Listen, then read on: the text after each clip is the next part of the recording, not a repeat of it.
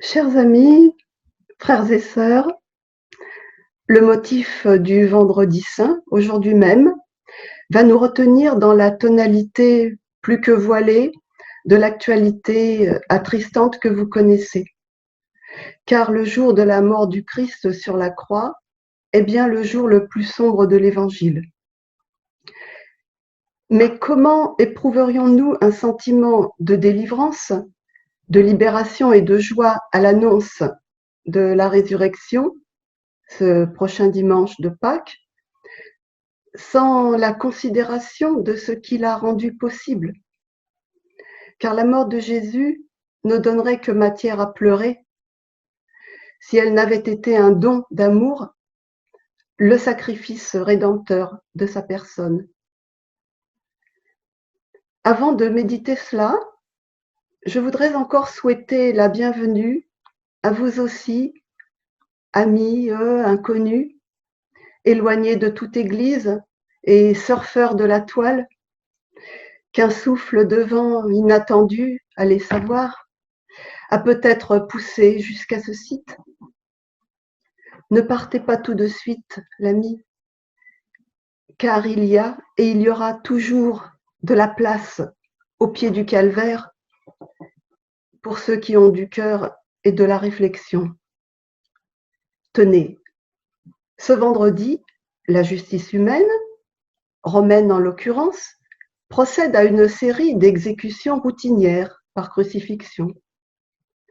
Aujourd'hui, la justice a prévu 3 crucifixions, 2 brigands anonymes et un nommé Jésus, qu'il est presque autant, pas brigand mais anonyme. On imagine souvent la scène du calvaire comme figée dans une immobilité hiératique et plongée dans un silence funèbre. C'est une fausse représentation que la lecture des récits évangéliques nous fait corriger immédiatement. Bien avant que le cinéma ne s'en empare, certains peintres, certaines peintures, vous en verrez une tout à l'heure, avaient déjà voulu représenter toute la triste agitation qui régnait lors de ces exécutions. Déjà, pour mener à bien une crucifixion, il y fallait tout le savoir-faire d'une équipe d'énergiques soldats romains faisant office de bourreaux.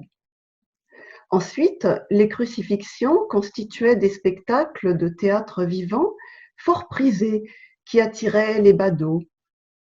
Ceux-ci assistaient au supplice en se livrant à leurs petits commentaires dont les évangiles auxquels je vous renvoie donnent quelques échantillons témoins. Jésus, cloué tout nu sur la croix, selon la pratique romaine, eut droit en prime à la visite des chefs religieux qui voyaient enfin l'heureux aboutissement de leurs efforts pour obtenir la condamnation de cet imposteur sacrilège qui se prétendait fils de Dieu.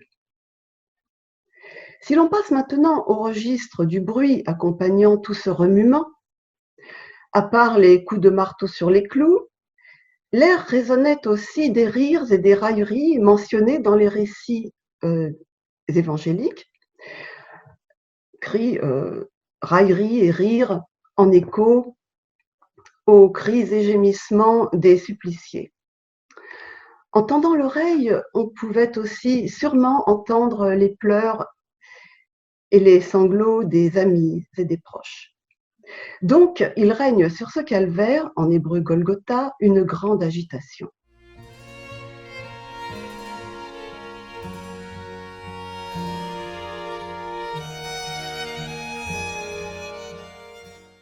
Tandis qu'il est au supplice, Jésus est cependant capable de dire « Père, pardonne-leur, car ils ne savent pas ce qu'ils font ».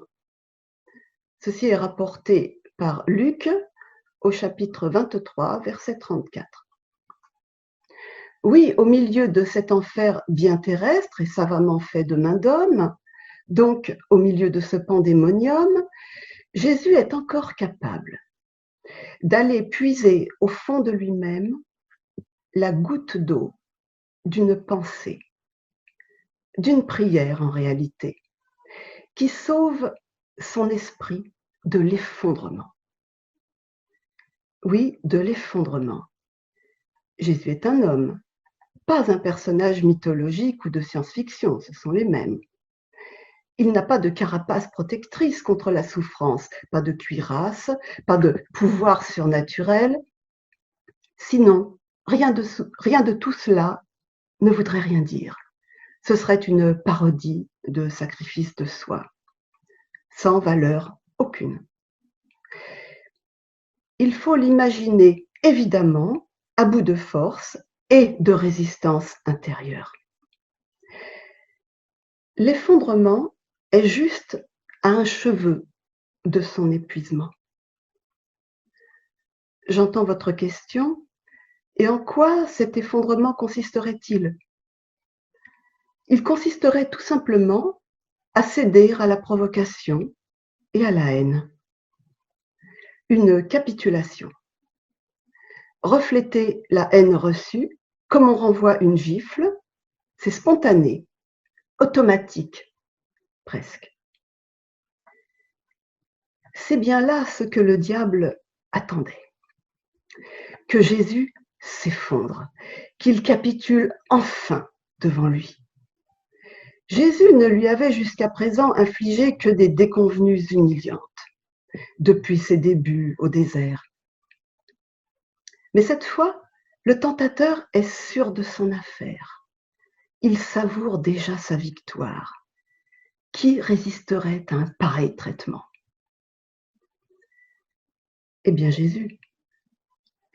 Juste une goutte d'eau de pensée, de prière. Père, pardonne-leur, car ils ne savent pas ce qu'ils font.